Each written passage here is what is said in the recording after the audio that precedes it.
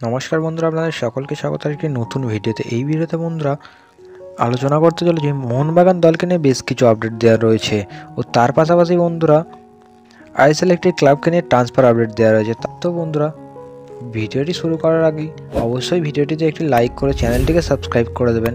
তো বন্ধুরা বেশি কথা না বাড়িয়ে ভিডিওটি শুরু করা যাক। প্রথম আপডেটটি দিয়ে দিই বন্ধুরা আপনাদেরকে, একটি ট্রান্সফার আপডেট। সাসপেনশন কাটিয়ে মেহতাব সিং তিনি জামশেদপুর এফসি দলে যোগ দিলেন। তো বন্ধুরা এবার যে মোহনবাগান দলকে নিয়ে আপনাদেরকে একটি সুখবর দেওয়ার রয়েছে। মোহনবাগান দলে যেসব নতুন প্লেয়ারদের ইনপুট করা হয়েছে সেই সব প্লেয়াররা কবে আসছে, তো সেই মতো বন্ধুরা জানা গিয়েছে আজকে, অর্থাৎ আজকে সকালে জোসে মলিনা তিনি আসছেন 8টার সময় ও বিশেষ সূত্র মারফত জানা গিয়েছে যে জিমি ম্যাকলারেন যিনি আসতে চলেছেন 10টার সময়। তো সেই মতো তাকে এয়ারপোর্টে দেখতে কিন্তু বেশ ভিড় লাগে যাবে, সেটা তোমরা আন্দাজ করতে পারছো। তো এবার আসি বাকি ফরেন প্লেয়ার ও ভারতীয় প্লেয়াররা কবে যোগ দিচ্ছে। তো সেই মতো বন্ধুরা গতকালের মধ্যেই সমস্ত প্লেয়ার কিন্তু মোহনবাগান দলে যোগ দিয়ে দেবে, শুধুমাত্র ডিমি পেত্রাতস বাদে। কেননা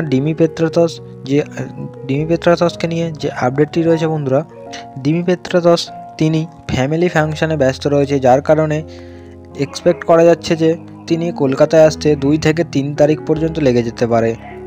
তো বন্ধুরা এর পরবর্তী যে আপডেট দেবো, মোহনবাগান দলকে নিয়ে যে সুখবরটি উঠে আসছে বন্ধুরা, মোহনবাগান দলের ডুরান্ড কাপের জন্য রেজিস্টার করা হলো অনিরুদ্ধ থাপা, লিস্টন কোলাসোকে। তো বন্ধুরা ধীরে ধীরে কিন্তু সমস্ত ফরেন প্লেয়ার ও ভারতীয় প্লেয়ারদের ডুরান্ড কাপের জন্য রেজিস্টার করা হবে। তো বন্ধুরা লাস্ট আপডেটটি দেওয়া রয়েছে মোহনবাগান ও গতকাল যে ম্যাচটি খেলেছিল ডুরান্ড কাপে, তো সেই ম্যাচ দেখতে মাঠে হাজির ছিলেন কিন্তু প্রতিপক্ষ দলের কোচ কার্লোস কর্দোয়াদ, অর্থাৎ ইস্টবেঙ্গল দলের হেড কোচ।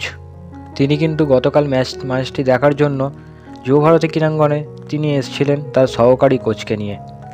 হয়তোবা ডার্বি খেলার আগে প্রতিপক্ষকে মেপে নিতে চাইছে কার্লোস কর্দোয়াদ।